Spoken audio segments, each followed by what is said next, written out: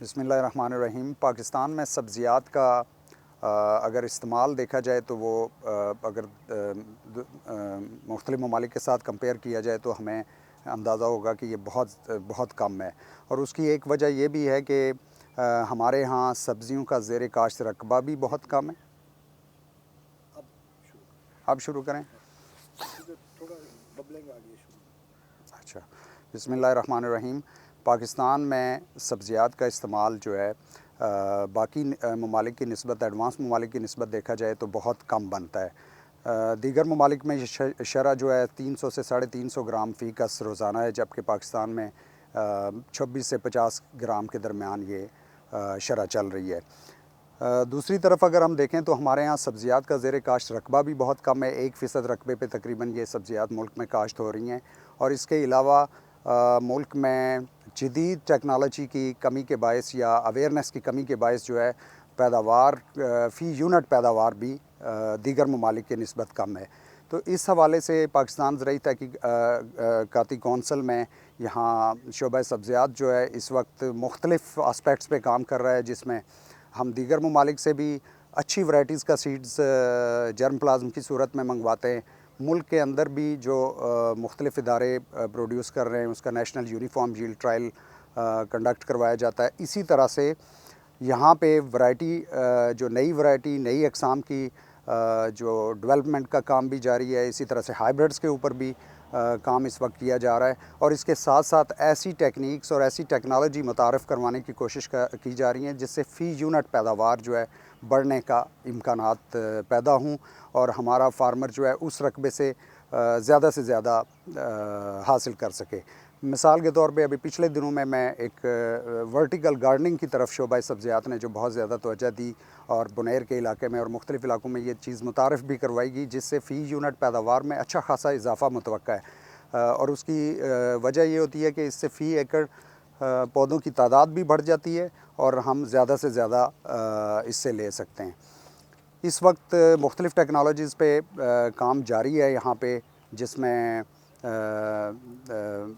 Variety development, hybrid development, اور اس کے علاوہ جو مختلف تکنیکس ہیں جن سے پیداوار میں خاطر خواہ اضافہ ہو سکتا ہے۔ فیوچر میں ہم یہ چاہیں گے کہ ہم دنیا کی جو جدید ٹیکنالوجیز ہیں ان کو پاکستان کے اندر متعارف کروائیں، جیسے ہائیڈروپونک ٹیکنیکس ہے، بہت زیادہ ورلڈ میں یوز ہو رہا ہے، یا گرین ہاؤس کا سسٹم ہے جس کے اندر ویجیٹیبلز پروڈیوس کی جا رہی ہیں۔ اس کے ساتھ ساتھ یہاں پہ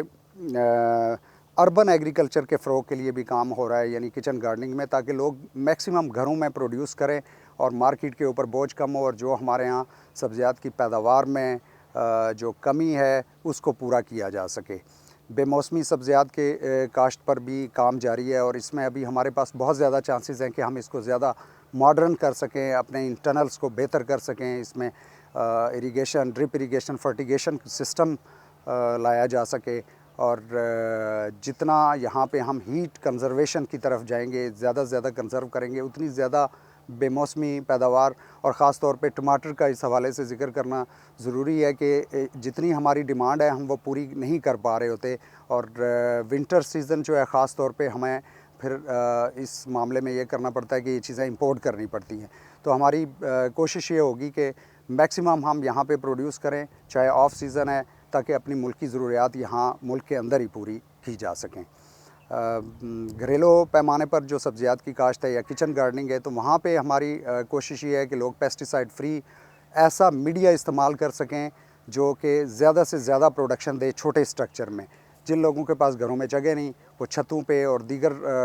جو ہے اس کے لیے جو سٹرکچر ڈیولپ کیے گئے ہیں کہ بھئی یہ اگر یوز کیے جائیں تو وہاں بھی آپ گھر کی ضرورت کی چیزیں پوری کر سکتے ہیں۔ تو بنیادی طور پہ